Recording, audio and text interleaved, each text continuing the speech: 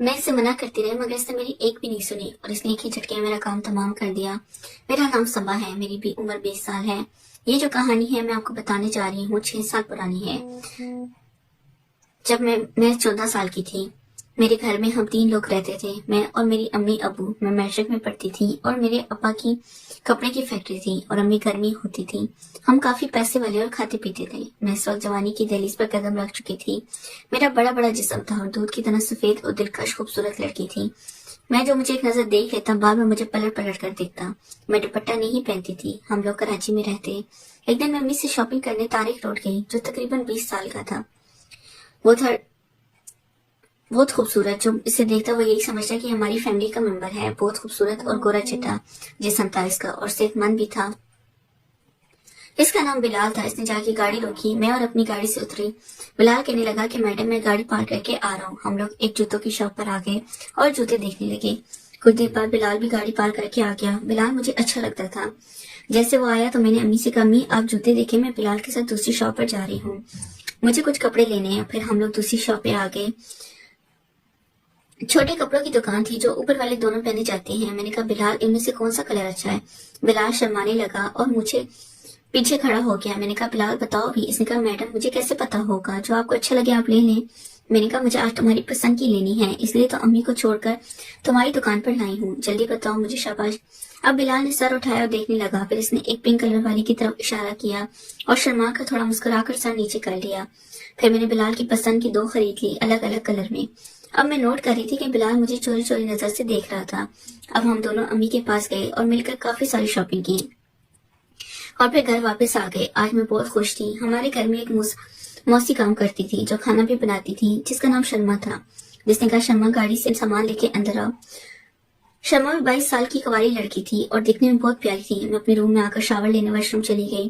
Fresh ہو کر واپس آئی تو شرما مجھے بلانے آئی، کہنے لگی میڈم صبح کھانا لگ گیا، آپ کے امی ابو آپ کا انتظار کر رہے ہیں، آپ ڈرائنگ روم میں آ جائیں۔ پھر میں نے امی ابو کو کھانے کی ٹیبل پر جوائن کیا اور سلام کیا تو ابو کہنے لگے کیسی ہو ابا کی جان؟ میں نے کہا ابا میں ٹھیک ہوں۔ ابو پوچھنے لگے آج شاپنگ کی ہے میری بیٹی نے؟ میں نے کہا جی ابو۔ اور پھر ہم کھانا کھانے لگے۔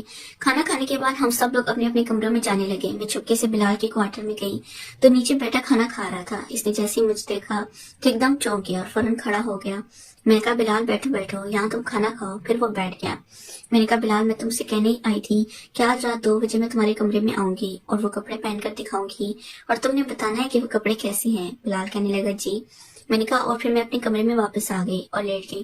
اب جیسے ہی رات 2 بجے میں نے وہ کپڑے پہنے اور بلال کے کمرے کی طرف جانے لگی تو دیکھا میرے پاس سینیوں میں ٹہل رہے تھے اور کچھ سوچ رہے تھے۔ میں ڈر گئی، فوراً اپنے روم میں آ کے افسوس کرنے لگی کہ آج اگر ابا دیکھ لیا ہوتا تو میں بلال کے پاس جاتی اور صبح تک اس کے ساتھ رہتی۔ میری کافی کزنس بھی تھے لیکن مجھے کوئی بھی اچھا نہیں لگتا تھا، مجھے بس بلال اچھا لگتا تھا۔ پھر میں اپنے روم میں واپس آ گئی اور سو گئی۔ صبح امی نے اٹھایا، میں تیار ہو گئی۔ ناشتہ کرنے کے بعد میں گیٹ سے باہر رہی اسکول جانے کے لیے تو بلال گاڑی کو صاف کر گئی، گاڑی کے پاس کھڑا کیا، میں نے سلام کیا۔ اس نے سلام کا جواب دیا اور جواب ایسے دیا جیسے مجھ سے ناراض ہو۔